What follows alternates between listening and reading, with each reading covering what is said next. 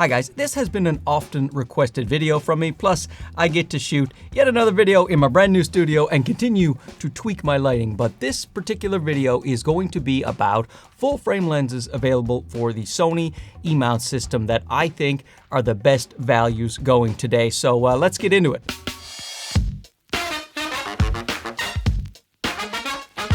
So remember, even though my opinion matters more than most people in the world, this is just my opinion. These are lenses I have used extensively that I can recommend to you. But if you have experience with good value Sony E-mount lenses and you want to leave them down below in the comments, that'd be great, because then we can all have a nice little discussion about those lenses if I haven't covered them. Now, if you stay to the end, I will give you my 2 picks of lenses that I would buy if I had no lenses for my Sony cameras right now and I was just starting out. So stay tuned for that, Mr. Algorithm. So the widest lens that I am going to recommend right here has to be this one. This is the Viltrox 16mm f1.8. You can get this lens for around $550 US, and that is a crazy steal for this type of lens. Sony doesn't even make a 16 1.8, so this is so great for landscapes, for astrophotography. And speaking of astrophotography, it has a little LCD on it right there, and that is not a gimmick, because in the nighttime when you're trying to take your star photos, you can see that bright little LCD screen help you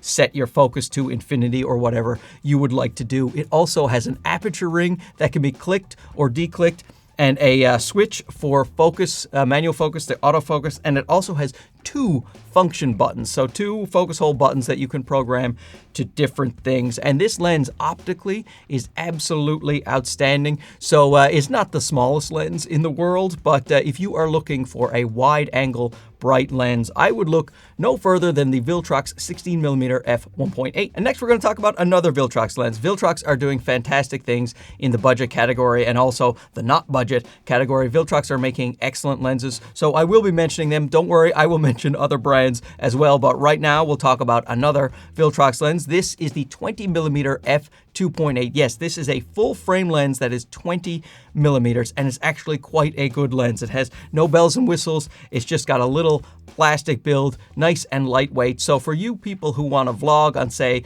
the ZVE1 that you're looking at right now, or another full frame camera, then the 20 millimeter is a pretty good focal length for that. It'd be nice if it was a 16, but then you would see the size of the Viltrox 16. This thing is so fantastic for the price. It is a crazy cheap lens. This lens right now is $158. You heard that correctly. A full frame 20mm f2.8 lens that is good optically for $158. I did a review of this thing. I couldn't stop raving about it, because how could you stop raving about a lens like this? So at the 20 millimeters, if you're looking for a really low price lens, this is definitely the way to go. However, if you're always shooting at the 20 millimeter focal length, I would still probably opt for the Sony 20mm f1.8. It is a much bigger and heavier lens. It's still not huge, but it's a lot bigger than that Viltrox. It's just the optical quality of this 20 millimeters is so great, and then you get that 1.8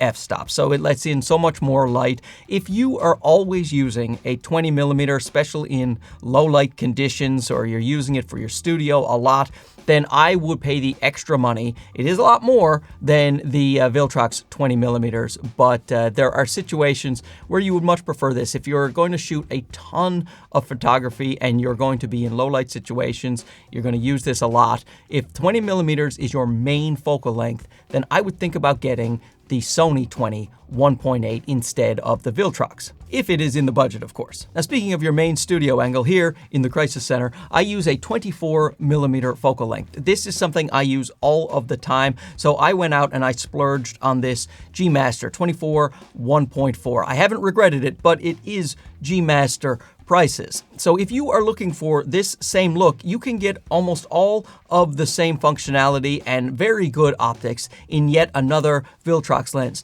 The Viltrox 24mm f1.8 will give you a great studio lens, especially, or if you like to shoot photography at that focal length. You're still getting a 1.8, and you're still getting this field of view with a great optical lens, but it is a fraction of the cost of this 24. Now, after a couple of years of content creation at the 24mm focal length, I realized I wanted to get the finest of the fine, so I got this G Master lens. But I tell you, if I was starting out, I would definitely get that 24mm f1.8 from Viltrox. I want to give you some context about the 24mm focal length. It's only about 2 feet away from me right now. Look at this. That's me touching the lens right there and shaking the camera and ruining my shot in my gorgeous new studio. But anyway, that is the focal length that you can expect out of the 24. I like having access to the camera to be able to switch the settings just by leaning over here. So really love this focal length for my current setup. And now let's step up to the 35mm focal length. And this one's a pretty easy recommendation. This is the Sony 35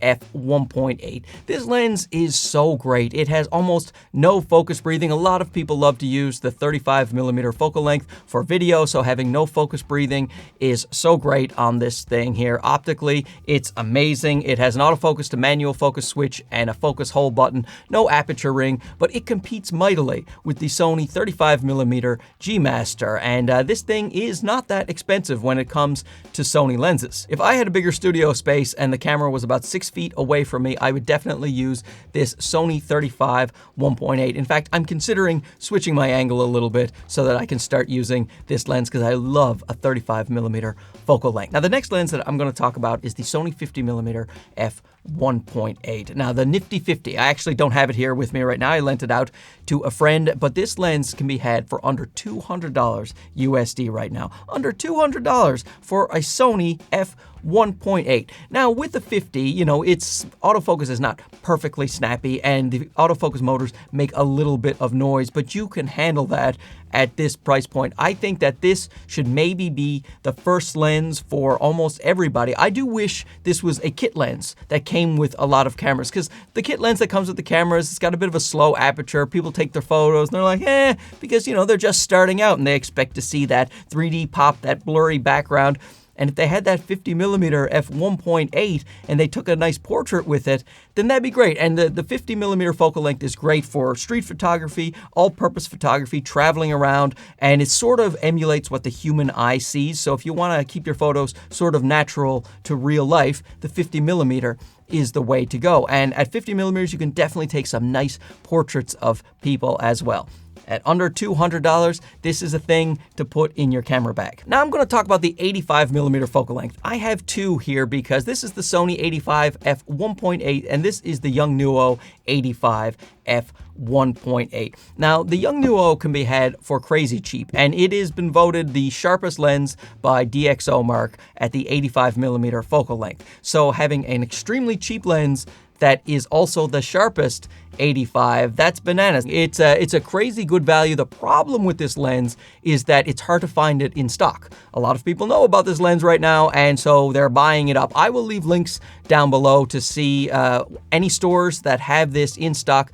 I will leave it there, and if you see it, buy it if that is what you're interested in, because it's been really hard to keep this in stock. I talked to the company. They say they're ramping up production. By next month, they should have a lot more in all of the stores, so that would be great. But right now, it is a bit difficult to find it, but if you can find it, it is such a great value. Now, not far behind in terms of value is the Sony 85mm f1.8. So this, you can't go wrong with this lens either. You have a nice Sony lens to go with your Sony body, so you have that confidence of keeping the same company with your camera. And this 85, it's a portrait lens. So you want to take your photos, your head and shoulder shots of photos. It was the first lens that I ever bought for my full frame system for Sony. And what happened was some couples asked me, hey, could you take photos of us? We're going to have a baby. And so I wanted that nice blurry background, that nice pop. So I got myself an 85 1.8 for a very reasonable price. And when I took those photos, those people said, oh, we're glad that we hired you because these are very, very professional. And I was not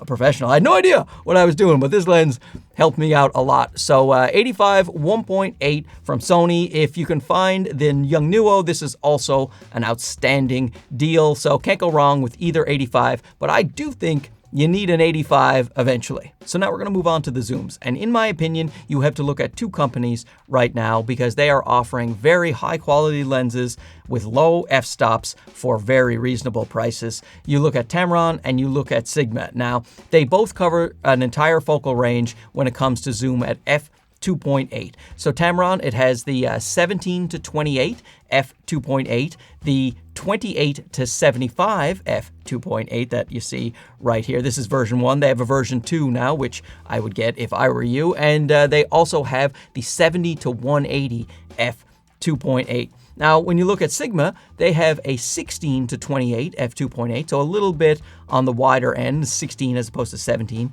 from Tamron. 16 to 28, then they have 28 to 70, and it's a little less telephoto because 70 instead of 75.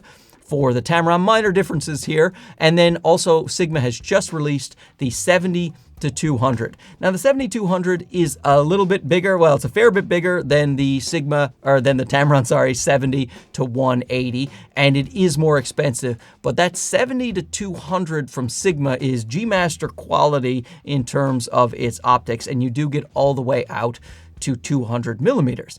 However, the Tamron 70 to 180, you're only losing 20 millimeters. It's a smaller, lighter lens, and it's great, and it's sharp. So what I would say is, depending on whatever country you're living in, you're looking for zooms, look at the trio, pick one of the brands, and then decide which one you want to get. If you want an all-purpose zoom, in my opinion, the 28 to 70 from Sigma is probably the one I would pick right now because it's the cheapest and it's my favorite build quality, and that's just a great all-purpose zoom. But if you're looking for the entire zoom range, take a look at Tamron or Sigma. You will love the quality that you are getting. So now, as promised, I will tell you the two lenses that I would buy if I were starting out right now. Full frame camera, I have no lenses at all. I would pick the 24mm f1.8 from Viltrox so that I could get my studio shots. This is the focal length I like, so I would pick the 24mm 1.8 from Viltrox, and then I would also pick the Sony 50mm